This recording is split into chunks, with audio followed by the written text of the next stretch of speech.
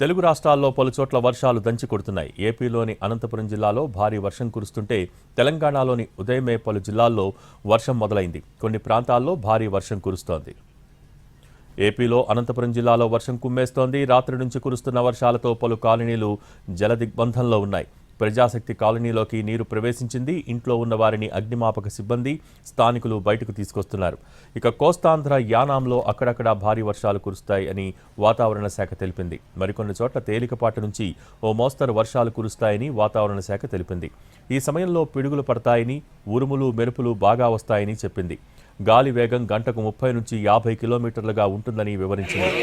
అల్లూరి సీతారామరాజు, పార్వతీపురం, మన్యం, శ్రీకాకుళం, అనకాపల్లి, కాకినాడ, తూర్పుగోదావరి, ఏలూరు జిల్లాల్లో ఈదురుగాలులు, పిడుగులు, వడగళ్లతో కూడిన వర్షాలు కురిసే అవకాశం ఉందని వాతావరణ శాఖ హెచ్చరించింది. మధ్యాహ్నం ఎండలు మండిపోయి సాయంత్రం వాతావరణం చల్లబడి వర్షాలు మొదలవుతాయి.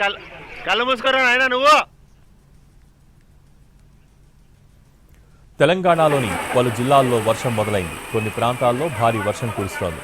హైదరాబాద్లో ఉదయాన్నే వర్షం మొదలైంది. మెదక్, సంగారెడ్డి, వికారాబాద్ జిల్లాల్లో వాన పడుతోంది. రాబోయే 5 రోజుల పాటు తెలంగాణలో ఇలాగే వర్షాలు కురుస్తాయని వాతావరణ శాఖ ప్రకటించింది. ముఖ్యంగా ఆదిలాబాద్, నిర్మల్, ఆసిఫాబాద్, నిజామాబాద్, మంచిర్యాల, వికారాబాద్, సంగారెడ్డి, మెదక్, కామారెడ్డి జిల్లాల్లో జోరుగా వర్షాలు కురిసే అవకాశం ఉందని అధికారులు హెచ్చరించారు.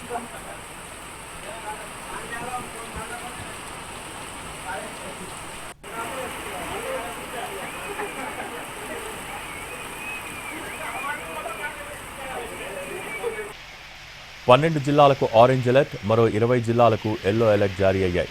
అక్కడక్కడ గంటకు 30 నుంచి 40 కిలోమీటర్ల వేగంతో ఈదురుగాలులతో కూడిన వడగళ్ల వర్షం కురిసే అవకాశం ఉన్నట్టు వాతావరణ శాఖ తెలిపింది.